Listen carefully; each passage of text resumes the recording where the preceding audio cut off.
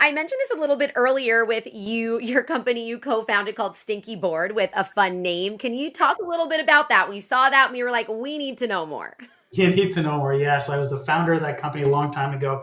It was a gaming foot pedal that sat on the floor and it gave gamers a huge advantage.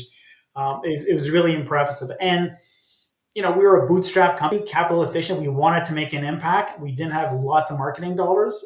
And let me tell you, that name Stinky Board, it created such a marketing. So we were in all kinds of magazines, and there are people who hated the name and people who loved it. But the funny thing is, after a few years, the hate went away.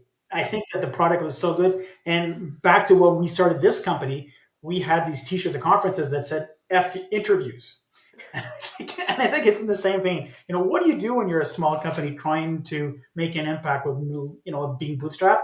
I think you need to be able to shock the world a little bit. You do. You have to stand up out somehow, and clearly we're talking about it today. So, great naming choice there. But obviously, that is very different working in the gaming world as opposed to what you're doing now in the HR space. So, just personally, what was that transition for you that got you interested into doing some other things in the HR world? Yeah, I think I was always interested in solving problems from a very young age. I started playing chess when someone challenged me and says, "You'll never win." And of course, I played and learned how to win. But it's really about solving problems. So the gaming world was trying to figure out how to, do more with only two hands. Now you can use your foot. And same thing with HR tech. I found it interesting. We wanted to help recruiters to be more optimized and find better candidates that had the skills. And it took us down to this path.